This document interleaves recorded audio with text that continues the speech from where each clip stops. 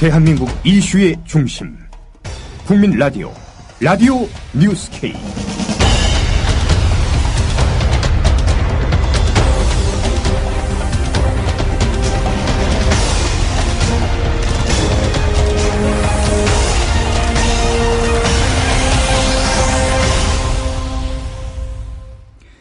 안녕하십니까. 아나운서 정승조입니다.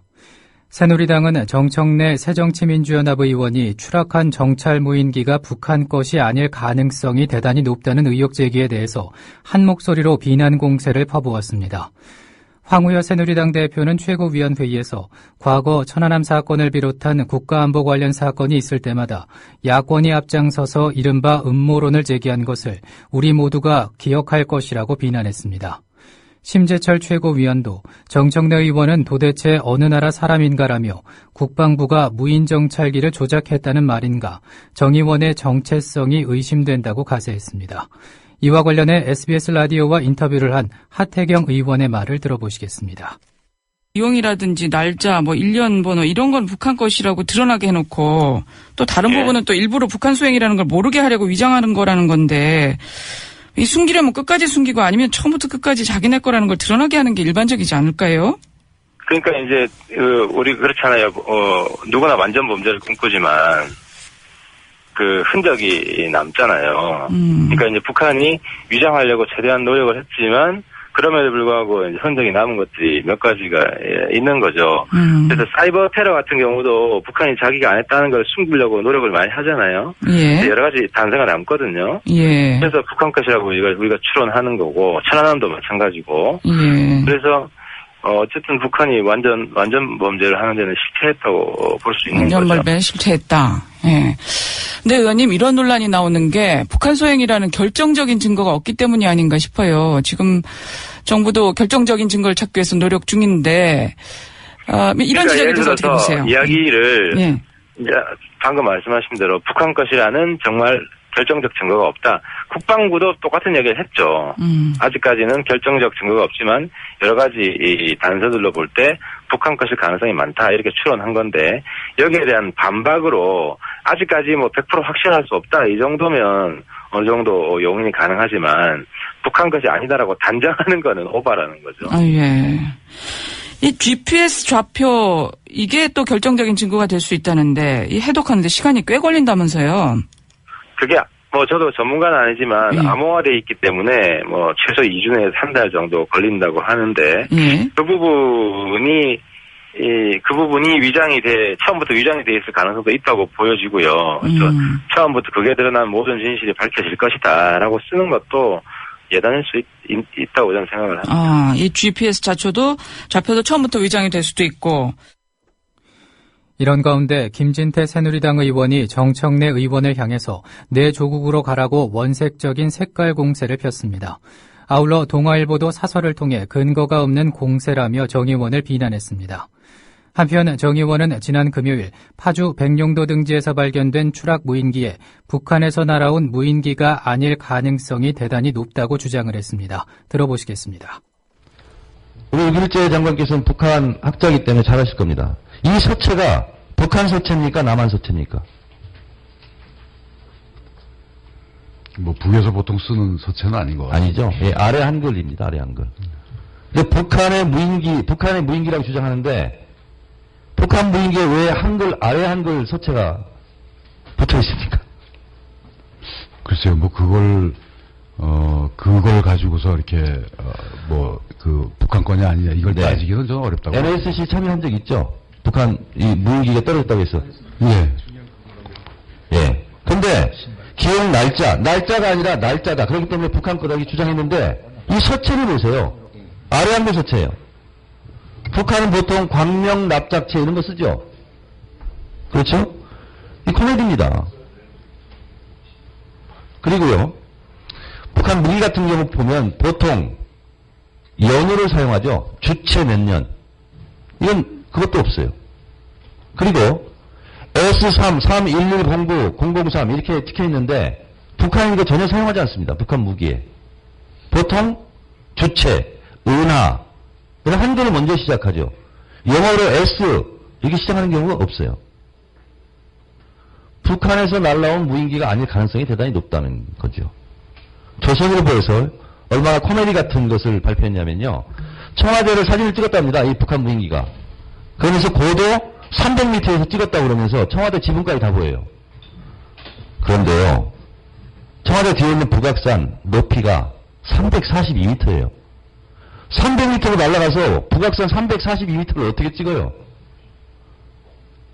처음 조선일보에서 특종이라며 보도한 것이 청와대 사진이었어요.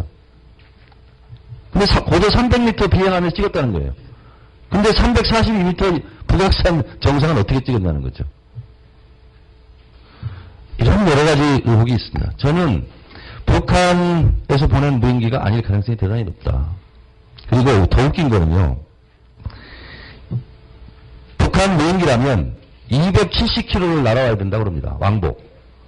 그러면 5kg의 가솔린, 연료를 탑재해야 된다는 거예요. 12kg짜리 무인기가 5kg짜리 연료를 장착하면요. 뜰 수가 없답니다.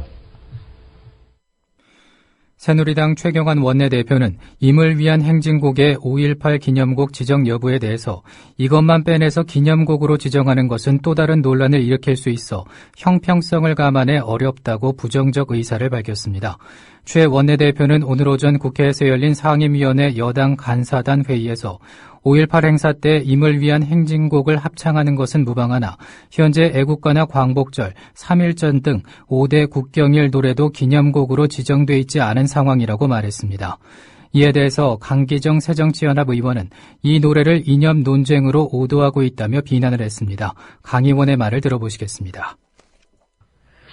국경일과 보훈처가 간장하는 3.15 의거, 임시정부 수립일, 4.19, 6.25, 순국 선열의 날 등 여러 국가 기념일에는 모두 기념곡이 있고 공식 기념 식순에 반영되어 있고 합창이 아닌 재창으로 불려지고 있습니다. 현재 5.18만 기념 공연 순서에서 합창단이 합창을 하고 있는 상황입니다. 형평성을 맞추지 못하고 있는 것은 정부나 보훈처다 이렇게 다시 한번 말씀드립니다. 님을 위한 행진곡은 보훈처 스스로가 2008년까지 공식 식순에서 기념의 노래 님을 위한 행진곡이라고 이렇게 인쇄를 하고 재창해 왔던 것을 이명박 정부 들어서 2009년부터 합창으로 그리고 님을 위한 행진곡이 아닌 방아타령과 같은 또 다른 노래로 바꾸려고 했던 데에서 문제가 시작된 것입니다. 그런 점에서 정부와 보훈처는 님을 위한 행진곡을 원래 과거에 쭉 보훈처 행사했을 때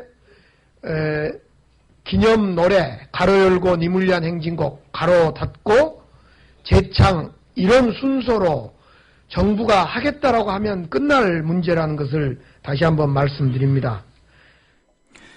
유성시 간첩사건 증거조작 의혹을 수사해온 검찰이 오늘 최종 수사 결과를 발표합니다. 서울중앙지검 진상조사팀은 오늘 오후 서울고검에서 최종 수사 결과를 발표하고 관련자들을 추가 기소한 뒤 사건을 마무리 지을 방침입니다. 이에 따라 이인철 선양영사관 교민 담당 영사와 이모 대공수사처장 등 국정원 관련자들이 문서 입수와 위조 과정에 관여했는지 여부도 결론이 내려질 것으로 보입니다. 박수현 새정치연합 대변인은 만약 오늘 수사 결과 윗선 감싸기로 결론이 난다면 특검 도입으로 대응할 것이라고 밝혔습니다. 박 대변인의 말을 들어보시겠습니다. 국정원 윗선에 대한 수사를 제대로 했는지의 여부, 그리고 조작된 증거로 공소 유지를 담당해온 담당 검사들에 대한 기소 여부입니다. 그런데 지금까지 검찰이 수사 행태를 보면 국정원 윗선에 대한 진상규명의 의지가 있는 것인지 의문이 제기되어 왔습니다. 오늘 수사 발표도 꼬리 자르기 각본대로 될 가능성이 높은 것으로 알려져 있습니다. 또 간첩증거 조작 사건의 수사와 공소 유지를 담당한 검사들에 대해서는 불기소 처분하는 대신 내부 감찰을 통해 징계 절차를 밟을 것으로 알려지고 있습니다. 전형적인 제19 감싸기로 결론이 날 가능성이 매우 커 보입니다. 만일 오늘 검찰의 수사 발표가 혹시나 했더니 역시나로 끝난다면 검찰의 신뢰는 두 번 다시 회복하기 어려울 것입니다. 박근혜 정권 내내 정치 검찰, 담합 경찰이라고 하는 오명에서 벗어나지 못할 것입니다. 그리고 국정원 간첩 증거 조작 사건은 이대로 끝나는 것이 결코 아닙니다. 진상 규명을 위한 노력은 이제부터 시작입니다. 검찰의 수사 발표가 끝내 진실을 외면한다면 새정치민주연합은 특검을 통해 반드시 모든 의혹을 밝혀낼 것임을 다시 한번 강조합니다. 새정치민주연합이 경기지사 후보 경선 방식의 절충안을 마련해 경선 룰을 둘러싼 후보 간 갈등이 가까스로 봉합됐습니다. 당 선거관리위원장인 양승조 최고위원은 국회에서 기자회견을 열어 여론조사 대상을 새정치연합 지지자와 무당층으로 하되 조사 결과에 대해 연령별 투표율 보정을 적용하는 내용의 최종안을 확정해 발표했습니다. 연령별 투표율 기준은 2012년 대선 때의 경기도 선거 결과를 적용하기로 했습니다. 이런 방식은 김상곤 예비후보와 김진표 예비후보의 입장을 일정 부분씩 반영한 절충안입니다. 연령별 투표율 보정을 여론조사에 적용해 줄 것을 마지노선으로 제시했던 김진표 후보의 말을 들어보시겠습니다. 가장 중요한 것은 네. 이제 김상곤 후보 쪽의 의견을 받아서 새누리당 지지자를 대상에서 제외하기로 했는데 네. 이건 사실 어떻게 보면 좀 문제 있는 것 아닙니까? 굳이 이렇게 후보 경선에서 새누리당 지지자를 대상에서 제외하기로 했다 이러지만 그것을 여론조사에서 확인하기도 어렵지 않습니까? 어떻습니까? 그렇습니다. 이제 말이 안 되는 일이죠. 왜냐하면 역선택을 막겠다는 것인데요. 네, 예. 경기도 유권자가 950만 명입니다. 그중에서 여론조사 샘플은 2,000명이거든요. 예. 이게 2,000명밖에 안 되는 사람을 1, 2분의 전화 통화로 뽑는 의견을 묻는데 어떻게 역선택에 적용될 수 있습니까? 로또 복권 당첨되는 것보다 더 힘든 일입니다.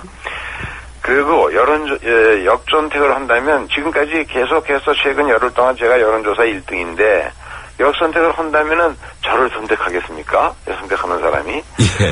그래서 이거는 말이 안 되는데 결국은 이제 특정 후보가 여론조사 새로운 기준 4월 4일 날 정한 기준에 따라서 여론조사를 해보니까 저희가 계속 빠지니까 어떻게든지 유리하게 바꿔보려고 하고 그거를 이제 당에서 잘못 받아들인 게 잘못이었죠.